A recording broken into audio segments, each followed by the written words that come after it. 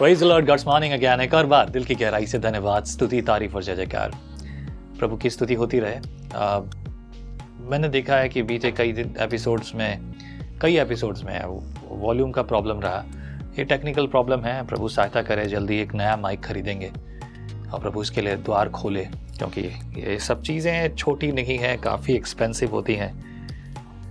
पता है आपको, ये मीडिया मिनिस्ट्री जो है ना, ये अगर कोई टाइम पास कर रहा हो तो बात अलग है। मेरा मतलब है कि कोई यूं ही कुछ कर रहा हो तो वो अलग बात है, पर अगर कोई प्रोफेशनली अच्छे से काम करना चाहता है तो इंस्ट्रूमेंट्स जो हैं, मतलब जो मशीनें हैं, like mics, lights, camera, editing machines, इन ये या वो, बहुत अच्छी चीज़ों की आवश्यकता है। और इन सब अच्छी चीज़ों के लिए अच्छे पैसे भी लगते हैं। सॉरी, पैसे नहीं लगते, रुपए लगते हैं। तो ये रुपए चाहिए। मैं भी बहुत सारे नए प्रोग्राम्स की प्लानिंग कर रहा हूँ, जैसे कि मैंने आपको बताया कि 6 नई भाषा में स्टूडियो। आसान नहीं है, बहुत मुश्किल हो रही है, लेकिन मैं ये कोशिश कर रहा हूँ। अभी मैं कुछ स्टेट्स में जाकर आ चुका हूँ, कुछ स्टेट्स में फिर से जाना है मुझे, ताकि मैं वहाँ पर लोगों के साथ बैठकर एक सही व्यक्ति को चुन सकूँ, ताकि वो वहाँ की भाषा में काम करे। पर इसी के साथ साथ कई ऐसी चीज़ें भी हैं जो बेहद आवश्यक हैं। अगर उन पर ध्यान नहीं दिया तो क्वालिटी ख़राब होगी, और मैं क्वालिटी से कॉम्प्रोमाइज़ नहीं करना चाहता, क्योंकि आज जो है वो आगे भी रहेगा। उदाहरण के लिए जो वीडियोस आपने देखे जिनकी वॉल्यूम ख़राब रही, और वॉल्यूम की वजह से जो शिकायतें रखी गई ना, आपको बहुत अनकम्फर्टेबल फील हुआ होगा। हमेशा ठीक ठाक वॉल्यूम आता है, ऑडियो आता है, लेकिन इस बार ठीक ठाक से भी बहुत ज़्यादा ख़राब था। ये अच्छी बात नहीं है। तो चलिए, कोई बात नहीं, प्रभु रास्ते खोले, प्रार्थना करते रहें। महिमा में राजा, दाऊद का भजन है ये। दाऊद परमेश्वर को महिमा में राजा के रूप में देख रहा है। आपको याद होगा, दाऊद जो है, परमेश्वर के संदूक को जब उठा कर लिया जाना था, तब संदूक के सामने वो अपने सर पर कपड़ा बांध के, कमर पर कपड़ा बांध के, मतलब एक दास के समान रूप धर के वो नाच रहा है संदूक के आगे, नाचता हुआ गाता हुआ जा रहा है। उसकी पत्नी उसे बोलती, तू क्या हंसी ठट्टों का कारण बना हुआ है, देख तेरे दास दासियां जो है तुझ पर हंसते हैं। पत्नी को ये बात बुरी लग रही है, क्योंकि उसका नजरिया अलग है। लेकिन दाऊद का कहना है कि देख, मैं तो सिर्फ इजराइल का राजा हूं, लेकिन मैं जिसके आगे नाचता हूं वो तो राजाओं का राजा है। Hallelujah. You know that we should have from the heart. हमारे हृदय से ये होना चाहिए। नम्रता, दीनता, प्रेम, दया, आनंद और भलाई जो परमेश्वर की ओर से है, वो हमारे अंदर नित दिन और अधिक गहरा और अधिक होना चाहिए। जब ये जितना अधिक होगा, उतना अधिक हम फलवंत और बलवंत होते जाएंगे, आशीष से भरते जाएंगे, और सेवा, आराधना, प्रार्थना में बड़ा मजा आएगा। आइए पढ़ते हैं बुक ऑफ साम्स, भजन संहिता, उसका 24 अध्याय। पृथ्वी और जो कुछ उसमें है यहोवा ही का है, जगत और उसमें निवास करने वाले भी, क्योंकि उसी ने उसकी नींव समुद्रों के ऊपर दृढ़ करके रखी और महानदों के ऊपर स्थिर किया है। यहोवा के पर्वत पर कौन चढ़ सकता है, और उसके पवित्र स्थान में कौन खड़ा हो सकता है? जिसके काम निर्दोष और हृदय शुद्ध हैं, जिसने अपने मन को व्यर्थ बात की ओर नहीं लगाया और न कपट से शपथ खाई है, वह यहोवा की ओर से आशीष पाएगा और अपने उद्धार करने वाले परमेश्वर की ओर से धर्मी ठहरेगा। ऐसे ही लोग उसके खोजी हैं, वे तेरे दर्शन के खोजी याकूब वंशी हैं। ब्यूटीफुल, बहुत अच्छा।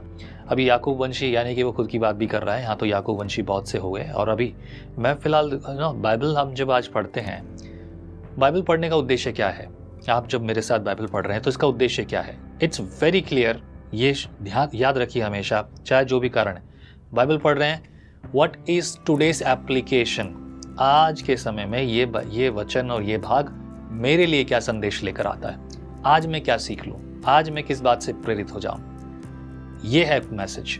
इन दिनों यहूदियों के पर्व चल रहे हैं, और यहूदियों के पर्व का एक विशेष उद्देश्य ये है, जो अनाउंसमेंट हो रहा है, जो तुरई फूकी जा रही है, यानी कि सोफर फूका जा रहा है, ये एक आगाज है बताने के लिए, याद दिलाने के लिए कि देखो एक उद्धारकर्ता का जन्म होगा।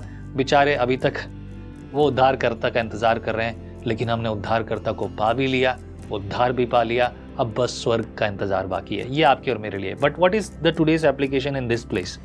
यू नो, अगर आप यहाँ देखो तो पहले दूसरे पद में दाऊद बात कर रहा है, पृथ्वी और उसमें जो कुछ है वो यहोवा ही का है, और उस जगत में जो निवास करने वाले भी हैं, मतलब जो जगत में कुछ है वो सब यहोवा का है, क्योंकि उसी ने उसकी नींव समुद्रों के ऊपर दृढ़ करके रखी और महानदों के ऊपर स्थिर किया। ये जो बात दाऊद क्यों कह रहा है, ये दाऊद के पास शिक्षा कहाँ से आई? देखिए, दाऊद जो है राजघराने से नहीं था। दाऊद एक ऐसे घराने से था जो यहोवा पे भरोसा तो रखते थे, विश्वास तो रखते थे, लेकिन वहां शिक्षा का बोलबाला या मोल बड़ा हो कहना मुश्किल है। कोई बहुत बड़ा इतिहास इसका यहाँ पर मेंशन नहीं है, पर हाँ एक चीज हम जानते हैं, आराधना संगति और सबसे पहले भी बढ़कर वहां पर जो सबसे अच्छे जो टीचर हुआ करते थे वो टीचर हुआ करती थी माँ, यानी कि जन्म देने वाली माँ, और कुछ माँ और महिलाएं जो इकट्ठी होकर बच्चों को सिखाती थी। लेकिन ये बच्चे कब तक? 5-8 साल 10 साल तक, जब तक कि वो माँ के अधिकार में बैठते हो तब तक बैठकर सीखते थे। और उतने में ही दाऊद ने बहुत कुछ अपनी माँ से जो सीखा होगा वही अनुभव वो यहाँ पर अपनी आराधना में, अपनी प्रार्थना में बात कर रहा है। बच्चे जब थोड़े बड़े हो जाते हैं तो माँ बाप को थोड़ा अलग समझने लगते हैं, because their idea and their thoughts are growing up. वैसे ये बात सही है, बच्चे माँ बाप को छोड़कर चले जाते हैं, लेकिन इसके लिए जिम्मेदार माँ बाप भी हैं।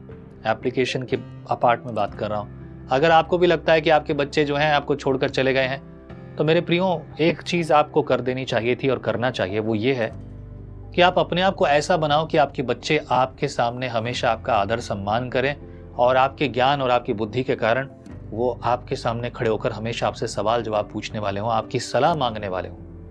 ऐसा आपको बनाना पड़ेगा। अगर आप ऐसे नहीं हैं तो फिर बस बच्चों पे दोष मत लगाओ, बच्चे बड़े हो गए, ज़्यादा समझ गए, मोबाइल देखने लग गए, ये हो गई तो इसलिए हमको छोड़कर चले गए, ये भी दोष लगाने वाली बात हो जाएगी। वैसे ये नहीं होना चाहिए। शिक्षा पर भी निर्भर करता है, बहुत सारी चीज़ें निर्भर करती है। कई बार माँ बाप बड़े होशियार हैं, लेकिन उनकी होशियारी सब कुछ नहीं है। एनीवे, सो यहाँ दाऊद बात कर रहा है। साथ ही साथ हे फाटकों, 7वां वचन पढ़ रहा हूँ, verse 7 chapter 24 book of Psalms. हे फाटकों, अपने सिर ऊंचा करो, हे सनातन के द्वारों ऊंचे हो जाओ, क्योंकि प्रतापी राजा प्रवेश करेगा। वह प्रतापी राजा कौन है? परमेश्वर जो सामर्थी है और पराक्रमी है, परमेश्वर जो युद्ध में पराक्रमी है। हे फाटकों, अपने सिर ऊंचे करो, हे सनातन के द्वारों तुम भी खुल जाओ, क्योंकि प्रतापी राजा प्रवेश करेगा। वह प्रतापी राजा कौन है? सेनाओं का यहोवा, वही प्रतापी राजा है।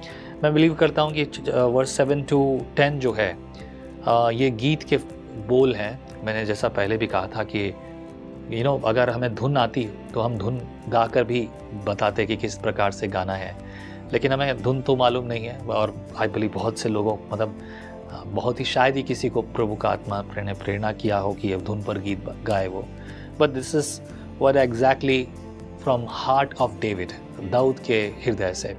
प्रभु आपको आशीष करे, फलवंत और बलवंत करे। अधिक संगति कीजिए।